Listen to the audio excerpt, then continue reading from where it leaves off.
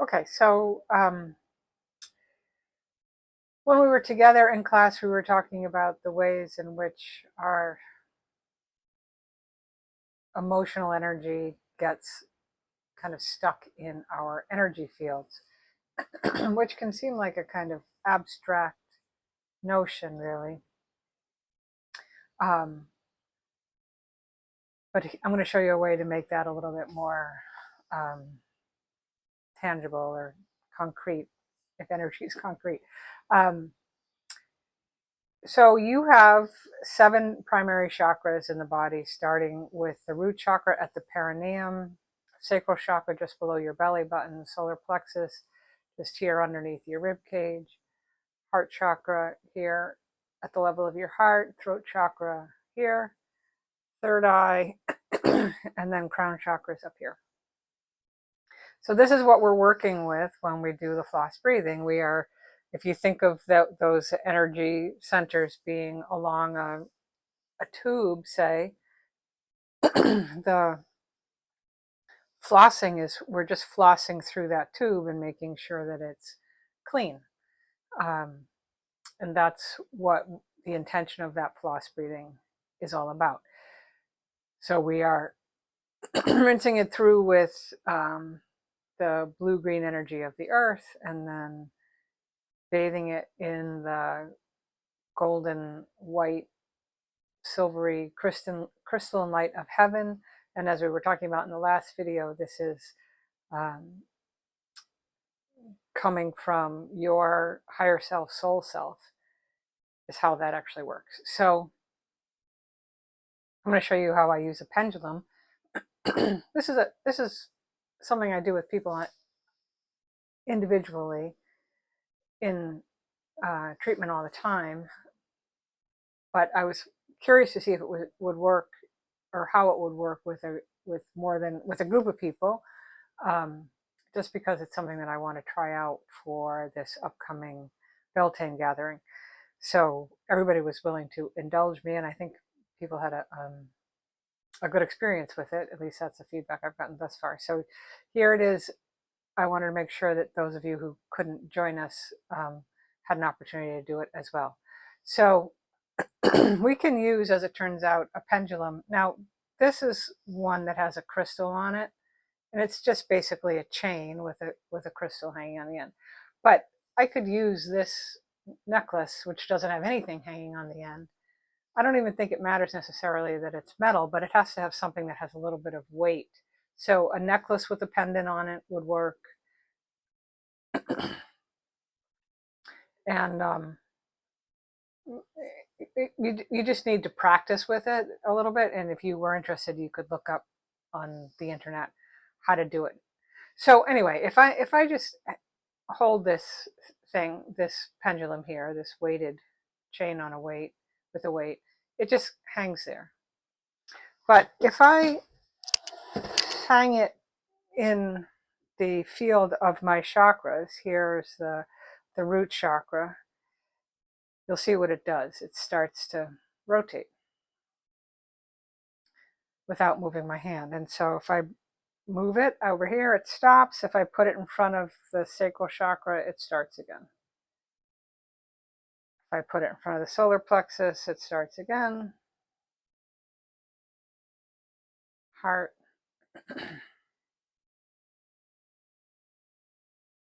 Throat. For me, the throat is where I usually get caught up, but at the moment it's pretty good just because I'm not angsting over anything at the moment. Here's the third eye. And then I put it up here in the crown.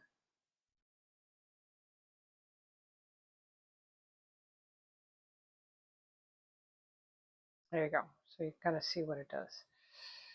There it goes. It's finding its rhythm. I have to tip my head forward a little bit because there it is.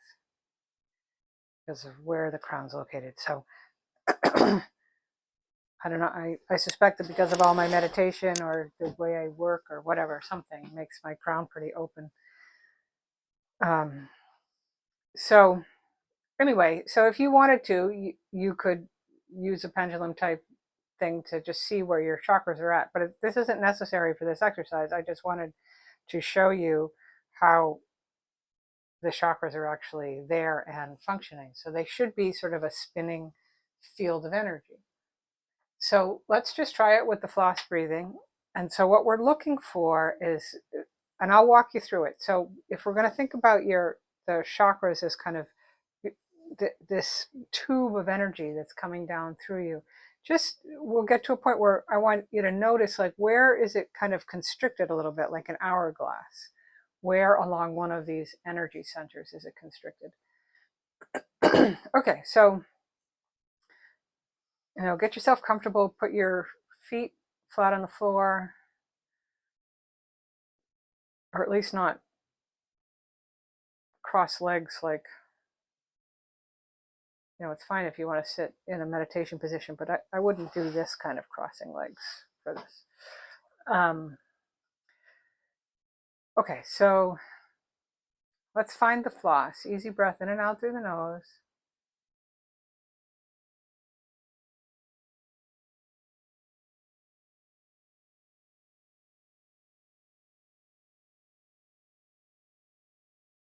Let's just take a couple of big, deep breaths. My sense is that this will want clearing a little bit. So let's just breathe in, big breath.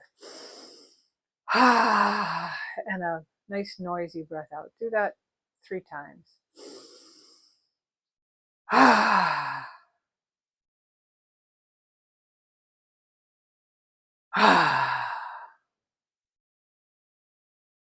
Just notice how you feel a little tingly after you do that.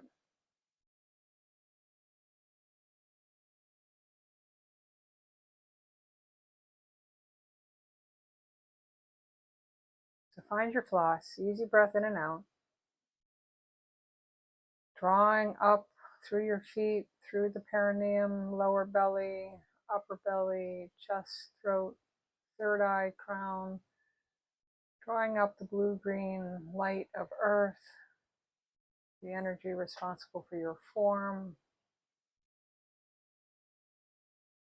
At the top of the breath, plugging yourself into your higher self, soul self, divine self, heaven, starlight, sunlight, drawing down that sparkling silver, gold, crystalline light down through the top of your head, through the third eye, throat, chest, upper belly, lower belly, perineum, out through your feet and into the earth.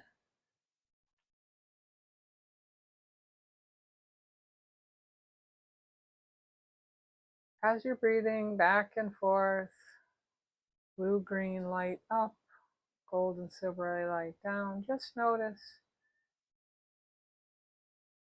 where along the tube of your chakras does it feel a bit constricted.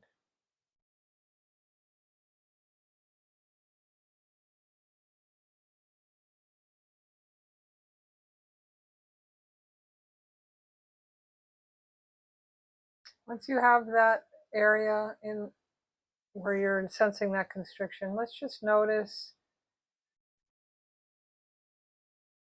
some attributes of the constriction, like what size is it, shape, color, texture, density.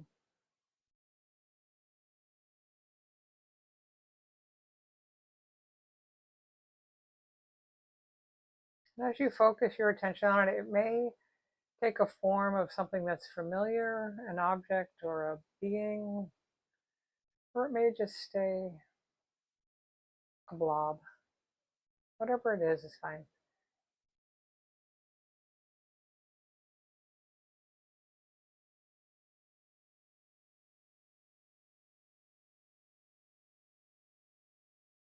Now we want to invite this constricted energy to come and sit with us on a park bench, because this is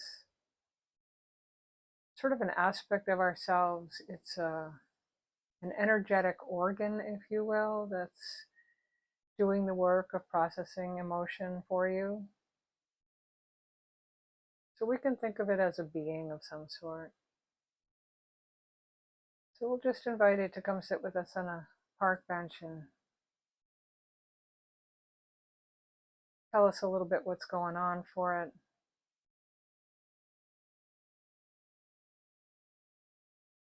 Just ask it about what emotions it's feeling. What are the emotions it's holding?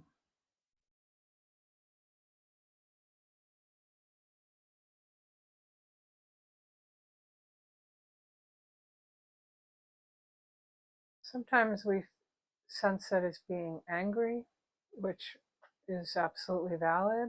But I would just hang with the anger for a minute, knowing that there's something else underneath, a sense of fear, sadness, loss, abandonment. Something else is underneath the anger.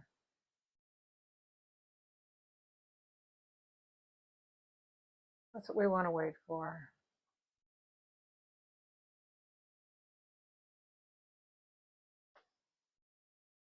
And if you were sitting next to a friend who told you they were feeling fear and sadness or whatever else this being you're sitting with is feeling, how would you be with them? How would you speak to them? What would you extend to them? Probably something along the lines of compassion, companionship, acknowledgement, love, and probably most importantly, gratitude. Because this energetic organ, if you will, is doing a really good job for you, a really hard job. We can be grateful that it's doing that work for us on our behalf. And as we extend gratitude and love and appreciation and connection to this energy, just notice how it changes. How is the color, size, texture, density? How is it changing?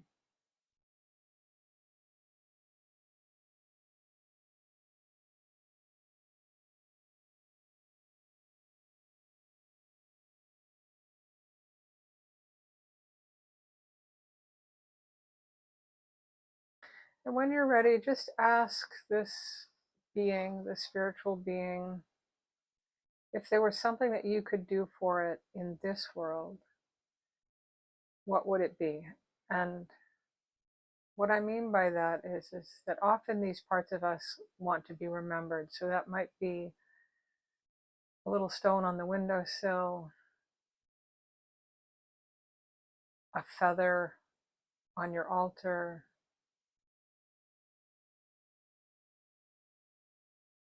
somebody in our group said it just wanted me to say good morning and good night to it.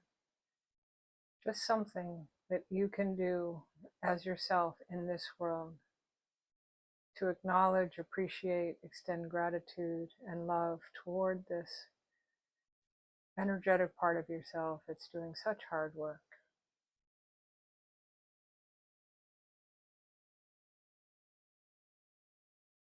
What is it that it's asking from you?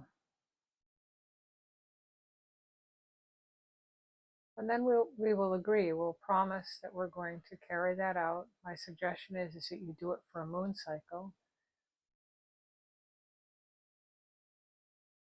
And we're about a week after the new moon, I guess.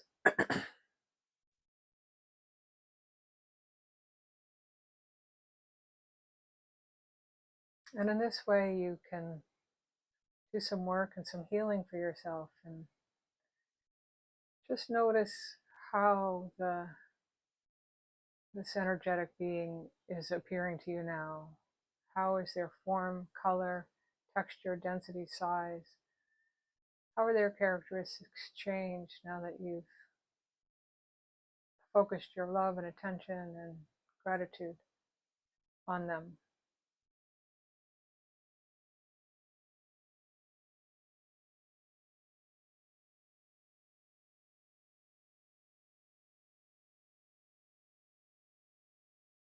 So we will promise that we're going to do whatever it is that they've asked and thank them and say goodbye for now.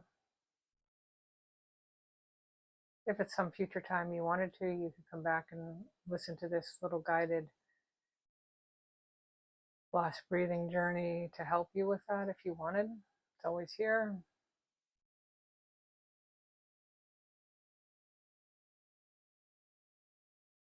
And just come back to drawing in the blue-green light of the earth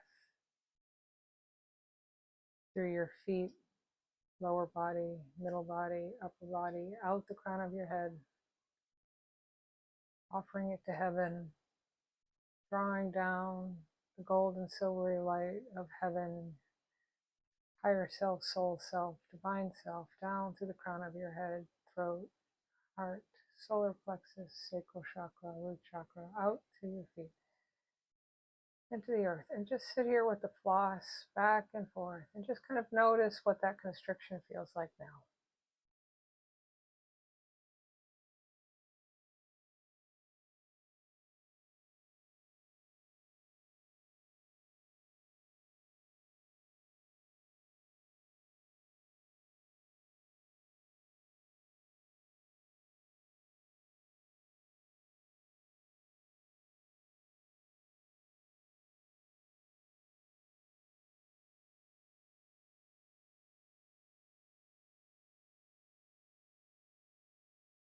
And I would invite you to write some of this down so that you can remember it. You know, and when we were together in our circle, we were able to share in the circle, which kind of helps when you speak out loud the experience, helps to remember it, because when we work in this level of consciousness, it's like a dream. It will fade quite quickly. And so just write yourself a few notes about maybe what it was, what the energetic being organ looked like when you first encountered it, and how it transformed, and then what it is asking you to do. And I'd love to hear about what you find.